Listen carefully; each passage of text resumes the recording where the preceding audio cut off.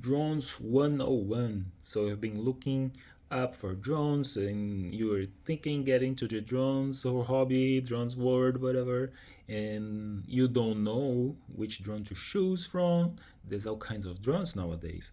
So in this video I try to explain a little bit about the drones and categories, right? So I'll talk about the difference between digital and analog drones, and also talk about the difference between race drones, cinewalk drones, and camera drones. So like 5 categories. So without further ado, let's dive in. Oh, don't forget to hit this like and subscribe button. Thank you. So you can see that drones are a very addictive hobby, so I would be very careful before getting to it because it's also expensive. So if you talk about drones, one of the categories is camera drone, and the other category is called FPV drone, meaning first person view, which means that you need those guys here. They're called goggles, and they are designed to get the footage that's coming from the camera of your drone, the drone that you're piloting, right? So these are FPV and these are camera drones. So you get the footage normally by attaching some kind of screen, and most of the times is your cell phone that capture the image that comes from the camera of your drone. Camera drones, they're really good for some kind of footage, and this is an old one, but nowadays there's like Mavic, Inspire, some models doing they're way modern than this, and they have like amazing cameras and they're really good for footage. It feels like you have like a camera on a tripod in the sky because it's super stable, and you can turn, you can move like just like your camera is on some sort of trail, because it's really good, and yeah, they're really precise. So GTI makes a lot of them, this brand here, and yeah, they are really good. But now if you talk about like FPV drones, they are like a little bit more dynamic, in my opinion. A lot of this video is based on my personal opinion, guys, so bear in mind that, please. FPV drones, they, in my opinion, they are more immersive. You can have a more immersive experience, right? And so inside this category of FPV drone, first person view drones, there's 2 categories. One is called analog. Like these guys in here, they are all analog, which means it's an older technology, and but nowadays it's better nowadays. But like in the beginning, you weren't able to go really far with a drone. In Brazil we call it bakery fly, because you couldn't go really far. You have to like keep the drone just maybe a few feet apart from you. But nowadays they are way more modern, right? Like the goggles, they're way smaller, kind of like this size, and they are able to go really far. Some people do long range, which means that like they can go like many miles away from the drone, so the drone can dive mountains and whatnot. So yeah, so it's a way more modern today for analog drones, and some people like them because it's usually cheaper.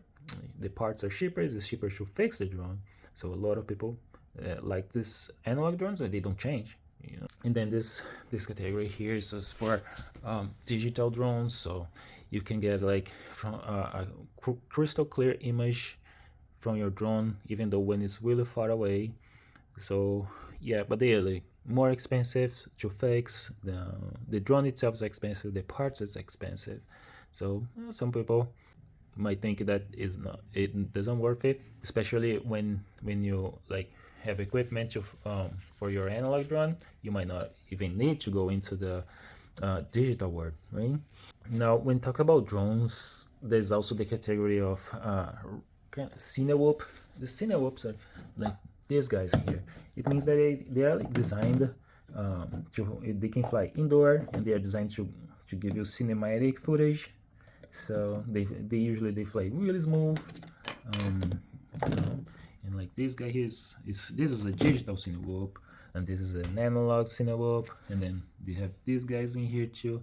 They're small ones. They're really convenient, like mostly like this little guy here. It's like so small that you can have fun. Like in a rain day, you can like just play inside your house, and then it's really fun, and also to practice, right? Because like different from a camera drone, it can be really tricky for you to fly a drone, because there's different modes to fly a drone, but I'm not getting into that, so I don't want the video to get too long, but there's different modes that you can fly the drone. So these guys are cinewhoop, so it's good because let's say you're flying, you bump into something, the drone won't fall, right? Because it's the props are protected, as opposed to this guy here. And this is like a category kind of like race drone or freestyle drone. So this one here is like ideal for open environments where you probably won't hit anything, because if you once you hit something, you're gonna go straight to the props, and then most likely the drone will fall. So yeah, you have to be very conscious about like which environment you're gonna fly this big guy. So yeah, so this is some people call it race drone style or freestyle drone. So yeah, it's really powerful, it's really aggressive, you know. So it's, I would say that's more for experienced users. So if you're starting, you probably, and the drones are measurement by the length of the props. So some people say, oh, I want to let's say a 3 inches drone or a 5 inches drone. They're usually referring to the length of the props, you know, like one side to another. So this is a 3.6 drone, so that will be the measurement of one side to another here. That's what they are referring to when you hear about drone sizes. Is mostly talking about the prop size. Once you learn how to fix, then it can be like tricky learning curve.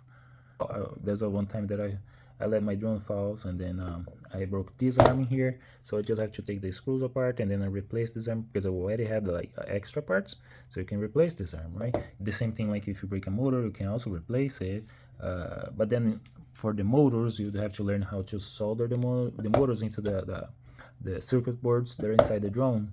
So yeah, it can be a little a learning curve that might take a while for you to fully understand. It can be a little bit overwhelming in the beginning, but eventually you learn everything. So yeah, so for instance, like these guys in here, right? See, they're pretty similar drones. A lot of times when you buy a drone, it doesn't come with the camera. You see, like this one has a board, and then it does not come with the camera. This one, I installed the camera, right? So this one specifically is a Cadex Vista. The best one today is the DJI Air unit. So you'll buy just the camera and you can install it. It's not super hard to do. And then like this guy here, it's like it came ready from DJI. So DJI drones are like, yeah, just as fun. But if you break one of these guys, you cannot, most likely you're not gonna be able to repair at your house. So you have to send it to DJI and they will fix for you, and then it's more expensive eventually because of course they want a day cut. So yeah, but it's like a beginner friend option for you to start. It's like this kind of small drone. This one is called Neo, DJI Neo. This one's DJI Avara 2. I used to have the first one, which is really fun to play. So that's it for now. There's a lot more to cover, but hit the like and subscribe button for the next video. I hope it helped a little bit. So thank you so much, guys. Bye.